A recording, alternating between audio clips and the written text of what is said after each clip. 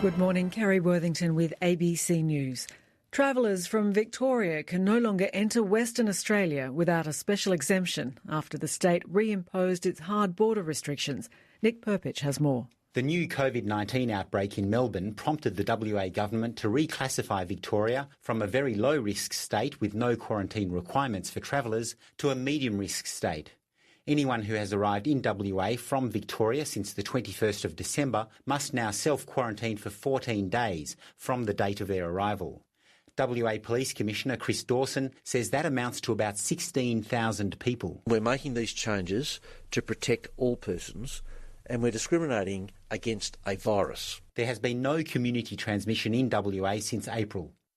Meanwhile, Victorian drivers attempting to return from New South Wales have spent hours overnight stuck in long queues at the border.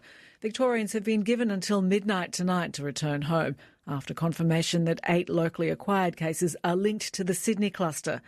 Tamar and her family spent 7 hours stuck in traffic before being waved across the border by police. There were signs saying, have your permit out, but they didn't check our permit. They didn't stop us, they just waved us straight through. So it was actually very unclear what the hold-up was. And the strangest thing was that there was an hour where the line didn't move at all, and then all of a sudden it would move and you'd travel, maybe a kilometre or something.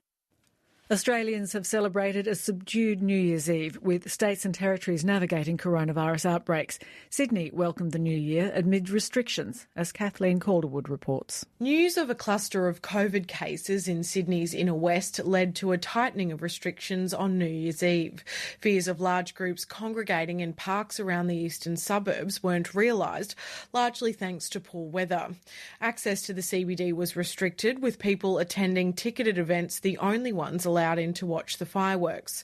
There were no family fireworks at 9 p.m, with a 7-minute display at midnight bringing to an end one of the most remarkable years in history.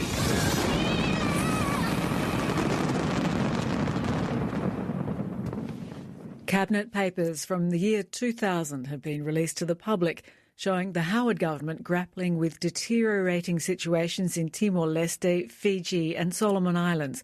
Matthew Doran reports from Parliament House. As Australia led the UN peacekeeping mission in East Timor, as it was then known, federal cabinet was presented with concerns the security of the fledgling nation was getting more and more precarious. Cabinet considered the likely outcomes of tension in the country as it considered Australia's own exit plan.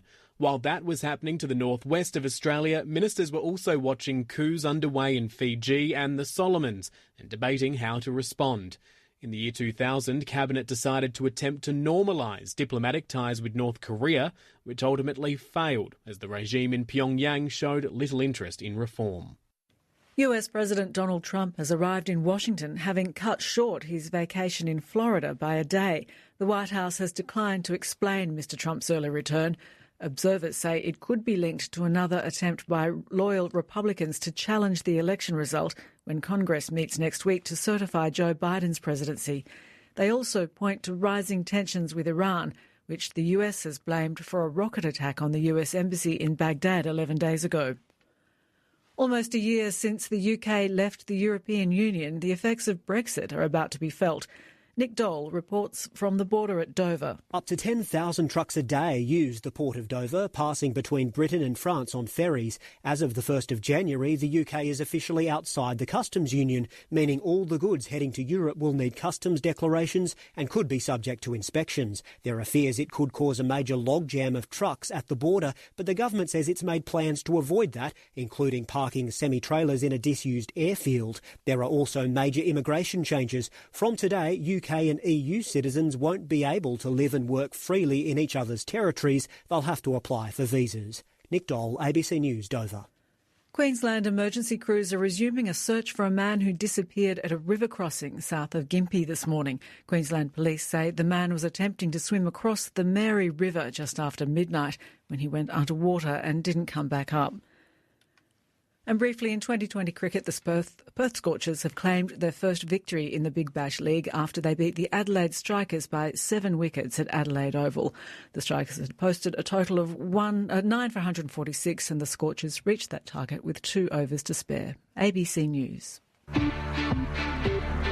You're listening to ABC News Radio.